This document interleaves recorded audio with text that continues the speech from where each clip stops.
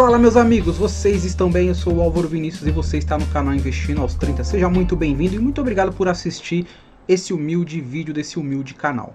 Bom, vamos agora à segunda parte das 6 categorias de empresas segundo o Peter Lynch. Se você não assistiu a parte 1, recomendo que assista para não ficar perdido nessa parte 2, né? Eu dividi o vídeo em duas partes para não ficar moroso.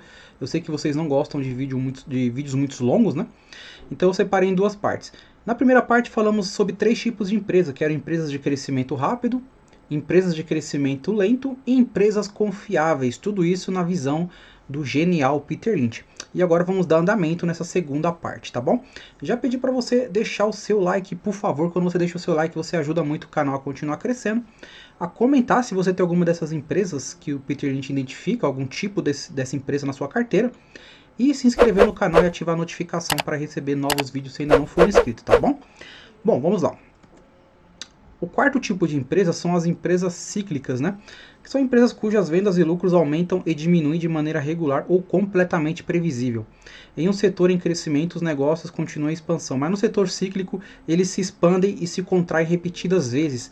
Teve um vídeo onde eu falei sobre as 5 melhores ações de construção civil segundo os holders, e nesse vídeo, no final dele, eu falo bastante sobre essa questão de expansão, contração e os ciclos, né, da economia, mas principalmente voltado à construção civil. Então, se quiserem dar uma olhadinha nesse vídeo, vai ajudar bastante a elucidar mais, tá? Empresas cíclicas são as mais incompreendidas entre todos os tipos de ações. Ações de empresas cíclicas flutuam abruptamente à medida que a empresa alternadamente perde bilhões em recessões e ganha bilhões em períodos de prosperidade. Então você vai ver que a curva de lucro de empresas cíclicas, ela não é aquela curva de lucro sempre crescente, né? Ela passa por fases, então ela cai, aí sobe, quando sobe ela sobe de forma exponencial, quando cai também ela cai bastante. O Peter Lynch alerta que uma ação confiável, uma blue chip, por exemplo, ela pode perder até 50% do seu valor de mercado em um período de recessão, né? Recessão, possivelmente estamos entrando numa recessão mundial aí, então vale a pena ficar de olho. Mas se for uma ação cíclica, ela pode perder até 80% do seu valor de mercado, então a comparação é até desproporcional, né? Os ciclos a que ele se refere são ciclos de retração, acomodação e expansão da economia, e como grande parte das cíclicas atuam na venda de commodities ou bens industriais. Então, fabricações de bens industriais e empresas de commodities, aí commodity agrícola, petróleo e diversos outros aí, tá? Esses setores são intimamente ligados ao crescimento da economia e têm que ser extremamente intensivas em capital para se manter operando. Aí está o risco delas. Então fica a grande dica do Peter Lynch aí. E ele dá algumas dicas se você pensa em investir em empresas cíclicas, né? Então, por exemplo, concentre-se nas condições do negócio, estoque e preços.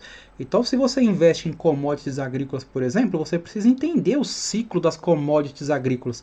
Eu, por exemplo, na minha carteira particular, a SLC Agrícola, e eu entendo que a curva de lucros dela não vai ser como eu gostaria que fosse, né? Eu entendo que existe esse ciclo das commodities agrícolas, você planta, depois você colhe, depois você vende, né?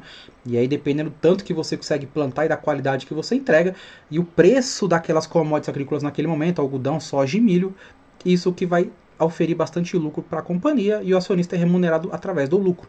Mas eu entendo e aceito isso, né? Mantenha uma intensa vigilância sobre todos os estoques e o relacionamento entre oferta e demanda.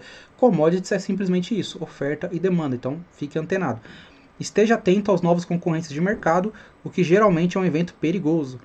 Antecipe uma relação preço-lucro decrescente ao longo do tempo, à medida que os negócios se recuperam e os investidores miram na direção do fim do ciclo, quando os lucros máximos são atingidos. Aqui o Peter Lynch, como ele era gestor de um fundo, o Magellan, que inclusive foi um dos fundos mais rentáveis da história, ele, na carteira do fundo, ele fazia essa variação, ele meio que fazia um trade ali, referente às empresas de cíclicas, né? Mas você como holder não tem necessidade de fazer isso, desde que você entenda e compreenda isso, né? Caso conheça a sua empresa cíclica, você tem uma vantagem ao tentar identificar os ciclos, é o que ele tentava fazer e ele fazia com bastante maestria. Agora, você holder, você pode ter uma vantagem como você conhece o ciclo, você sabe que possivelmente vai vir uma baixa, então aí talvez seja um momento de você reforçar um pouco mais o aporte nessa empresa, e quando vem no momento da alta, você sabe que vai ver aí um pagamento maior de dividendos, né? Então você faz um aporte ali quando o ciclo está na baixa, uma vez que a ação, o preço segue a cotação, né? A cotação segue o lucro, perdão. Então, sabendo que a cotação segue o lucro, o mercado vai precificar isso, seja para o bem, seja para o mal. Precificando para o mal, você talvez como holder pode fazer um aporte um pouco maior, ou se programar melhor para poder pegar surfar nessa onda aí, né? Tanto da baixa quanto da alta de empresas cíclicas. Não necessariamente você tem que vender a empresa quando ela atingir o pico ali do ciclo dela, tá? Do setor que ela está inserida, seja construção civil, seja de commodities. O quinto tipo de empresa é as chamadas empresas de turnaround, né, que o Peter Lynch chama no livro de empresas em recuperação. São empresas que passaram por problemas financeiros sérios a ponto de quase falirem e agora estão no ponto de virada, são as chamadas turnaround. Não são ações de crescimento lento, porque não crescem e não são cíclicas. São empresas que estavam com problemas financeiros sérios e que agora começam a reagir. E ele dá algumas dicas aqui para você investir nesse tipo de empresa. A empresa propôs uma forma de melhorar a sua sorte e estaria o plano funcionando até agora? E aqui fica um ponto de atenção, se a gente perceber, e lendo o livro do Peter Lynch, o que eu entendi, é que ele não tentava pegar o raspo do tacho, né? Ele não tentava acertar o fiofó da mosca, ele acertava a mosca, ou seja, ele gostava de pegar o turnaround quando já começava o processo, e não na esperança, né? Então ele gostava de ver indicadores que demonstrassem que essa perspectiva de turnaround era sólida, e não apenas uma especulação, por exemplo, né? Vamos lá, continuando. Se já está em processo de falência, o que resta para os seus acionistas, né? De repente a empresa tem muitos ativos, é o caso da Oi, por exemplo, né? Uma empresa que ela tem, se eu não me engano, quase 50 bilhões em ativos, né? Apesar da dívida dela. Então, é uma empresa que ativos ela tem, que ela não está conseguindo obter lucro. Mas se ela começar a se desfazer parte dos ativos e pagar dívidas, quem sabe, né? Então, é basicamente isso que ele fala aqui. Como a empresa supostamente se recuperará? Qual que é o plano dessa empresa para sair desse turnaround, né? Foi, por exemplo, quando eu coloquei Profarma na minha carteira particular, eu analisei todo o escopo do turnaround da empresa. Eu fui lá ver entrevista do CEO, entrevista do diretor financeiro, eu fui ler todos os balanços da empresa para entender o que ela vinha fazendo para poder sair do turnaround. E vem dando resultado. Ela conseguiu fechar 2019 no lucro, algo que não vinha acontecendo nos anos anteriores. Ou seja, a minha análise do turnaround dela se concretizou porque havia dados sólidos, né? É importante que você tenha isso em mãos para tomar a sua decisão. E obviamente eu entrei pequeno, né? Eu não me expus muito. A ação de turnaround você entra pequeno, calma, não tente dar a grande tacada da sua vida porque o mercado não dá nada de graça para ninguém, né? Ela se livrou de dívidas não lucrativas, e aqui a gente pode citar um exemplo da Hypera, que antigamente era Hypera Pharma, né? Era Hipermarcas, perdão, agora é Hypera Pharma. Ela tirou os produtos que ela não tinha lucro, produtos que geravam mais dívida do que lucro, e focou naquilo que ela é boa, que é no ramo farmacêutico, né? Insumos, medicamentos. E aí, agora sim, ela se tornou um monstro, uma gigante do setor. Basicamente, a Sul América vem fazendo o mesmo, né? Se livrando da carteira de automóveis e focando no saúde, que é o que gera mais lucro, mais receita para ela. Os negócios estão em recuperação? Os custos estão sendo cortados? Em caso afirmativo, qual será esse efeito? Ou seja, a empresa tem dívida, é fato, não entraria em recuperação judicial, mas dentro do plano que a empresa traçou, como que os custos vêm sendo cortados? É através de demissão? É através de uma melhor eficiência operacional? São perguntas que você tem que fazer e saber identificar, tá? Bom, o sexto e último tipo de empresa é o que o Peter Lynch chama no livro dele de empresas com ativos ocultos. E é bem legal isso aqui, mas é mais complexo, tá? São empresas que possuem algum ativo valioso sobre o qual você tenha conhecimento, mas é ignorado pelo mercado. Então isso é difícil, porque para você ter conhecimento desse tipo de ativo oculto, você tem que viver o dia a dia da empresa ou ser um expert no setor, né? Porque o mercado não é besta, né? Só você vai ser o inteligente. As ações com ativos ocultos são aquelas em que o diferencial local pode ser utilizado com a melhor vantagem possível. Os ativos ocultos podem ser simples ou podem ser uma montanha de dinheiro. Muitas vezes são imóveis, propriedades de grande valor, tais como pedreiras, terras, galpões, usinas abandonadas. E aqui novamente podemos remitir aos ativos da Oi, né? Além desses ativos imobilizados, também os intangíveis, como marcas, patentes, etc. Então, uma empresa que tem uma marca, uma patente, por exemplo, muito forte, ela tem uma barreira de entrada muito grande, né? Então, não é qualquer pessoa que chega naquele setor e qualquer empresa chega naquele setor e consegue derrubar uma patente, consegue criar uma marca maior. Então, marca e patente é uma forma de ativo oculto, tá? E algumas perguntas que você deve se fazer para identificar os ativos ocultos. Qual é o valor dos ativos? Trata-se de ativos ocultos, realmente, né? Qual o valor das dívidas que deve ser deduzido desses ativos?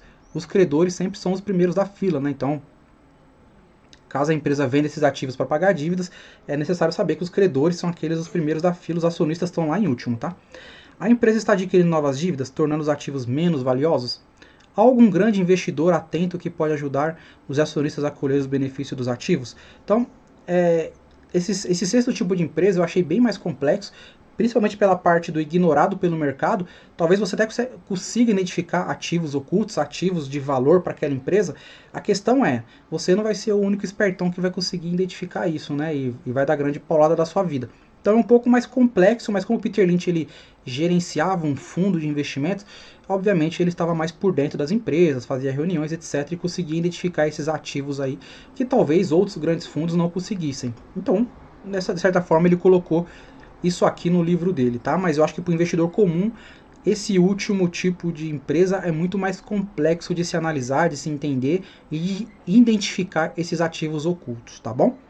Bom, terminamos assim os nossos 6 tipos de empresa segundo Peter Lynch. Falamos aí dos 6 tipos, eu acho que foi um material bem legal. Infelizmente não é o tipo de vídeo que tem bastante visualização, que o povo gosta de... O povo gosta de indicação, né? Gosta quando a gente faz vídeo falando das 5 melhores ou de alguma coisa do tipo. Infelizmente é assim, mas eu acho que é um vídeo educativo que quem está chegando no mercado tem que saber, tem que aprender a identificar esses tipos de empresas, porque o Peter Lynch gerenciou um fundo, o Magellan, que foi um fundo de maior rentabilidade do mundo, durante 13 anos, né? Ele bateu aí o mercado de forma, né, inacreditável. E é o tipo de pessoa que a gente tem que ler os livros, entender como funcionava a cabeça, para poder também ser um bom holder, um bom acumulador de ativos, um acumulador de patrimônio em valor no longo prazo, e assim termos a nossa independência financeira aí planejada e alcançada com muito sucesso, né? Então, tome muito cuidado, eu sei que aqueles vídeos de dicas são legais, né? O povo, fulano tá falando da empresa tal, as 5 melhores não sei o quê, mas não ignore esse tipo de conteúdo, porque é esse tipo de conteúdo que vai agregar valor e vai fazer você se tornar um investidor melhor, um investidor mais tranquilo. Porque na hora da dica é legal, mas quando a dica dá ruim, a pessoa foge e você não sabe mais, né? Você fica ali com o problema na mão e tendo que tomar uma decisão equivocada de vender no pânico, né? Então, quanto mais você se aperfeiçoar, melhor investidor você vai ser, tá bom? Então, espero que vocês tenham gostado do conteúdo. Novamente, peço para você curtir, comentar e se inscrever se ainda não for inscrito no canal. Eu fico por aqui, um forte abraço e até breve.